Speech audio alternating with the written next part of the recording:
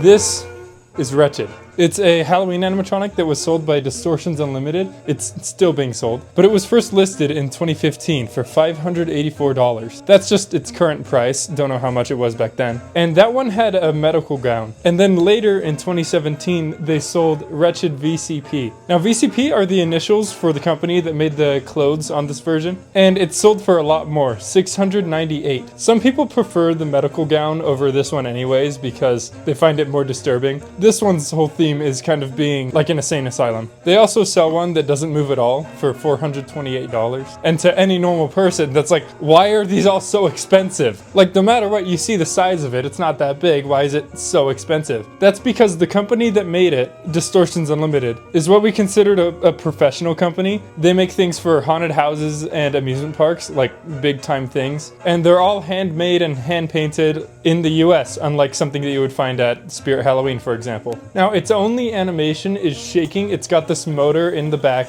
that just spins around, throwing around weight in order for it to start like shaking and jittering, but it has no built-in audio. They do offer a file that you can download of audio that they've made just for this, but that's not enough for me to say that it comes with audio because you have to get a speaker and something to play the audio on. Here's a bit of what the audio sounds like.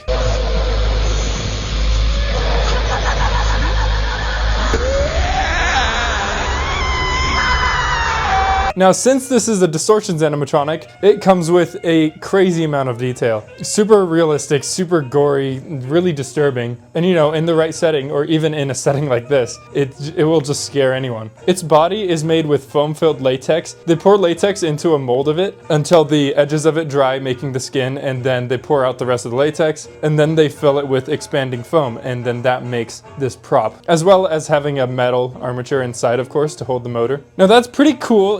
It can like take falls, it won't crack, but the sucky part about latex is that it dry rots. Over time, it will absorb moisture and then dry out, and it'll leave cracks and tears. Depending on the conditions that you keep it in, it will eventually rot away, which sucks because these things are supposed, like if you're paying so much for these professional animatronics or like static props when they're made with latex, they won't last you a super long time if you don't take care of the conditions that they're in. But that is the standard like stuff that they use in the professional haunt industry. That's what almost all companies use for their animatronics. There's not really any other things, so you can't really blame them for that. And I'm not sure how they could capture the amount of detail that they do if they used something else. Now, plug your nose and hold your breath if you're a bit like sensitive to gore or anything, because I want to show you an up-close look at how crazy this thing looks. Since everything is hand-painted, it's all pretty intentional. Distortions is one of those companies that is very active online, and you can see many videos of them making their stuff and how they do it. The kind of work environment that they have, the group dynamics, and I've even been to their factory to pick up one of their animatronics. Now, Distortions wouldn't like me to call this an animatronic because the term that they use for these things that use electric motors is Frightronic. It's kind of like a Diet Coke to Coke situation, because their animatronics usually use these air-powered cylinders, which make them move very violently, and they're very strong and have very pronounced movements. This is kind of something that you have on in the background to kind of dress a scene. So they wanted to make a distinction there between like serious big game animatronics and then Frightronics. You might notice that on the back of this thing, it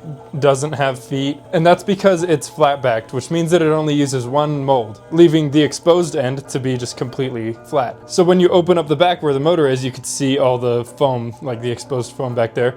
Luckily, it's covered up by the clothes. And why it's flat-backed is to kind of save costs and time, since in order for it to have depth back there, they would have to have two different molds and then glue them together, make the seam seamless by cutting it off, and that would almost double the price. That is not good for an animatronic that is already very expensive. Excuse me, Frightronic. If you're super big on Halloween and you're always buying these props from Spirit Halloween or Lowe's or Home Depot, and you want something that's like a big deal that will scare people but is also kind of an art piece, I'd recommend you look into the pro industry, because it is a whole nother another world of all these crazy, insane animatronics and static props and Frightronics, as Distortions would like to put it. In fact, every year there's a show called Trans World, which isn't what it sounds like. It's a trade show for big Halloween companies to show off their stuff to haunted houses and amusement parks. So people like Distortions, Scare Factory, and Poison Props will all go there and show all the new crazy stuff that they've made. Now, it's a trade show and not a convention, so you've got to be associated with some kind of company to go in, but that is by far the best place to go to get into this stuff. And I'm going to be there this year, so I'm super excited to make some videos on that while I'm there. Now, I know that Wretched is a super disturbing and gory looking prop. You're not exactly sure what's going on with like the eyes and the nose being kind of blurred out like it's some kind of analog horror character. I really like the vagueness of its concept and the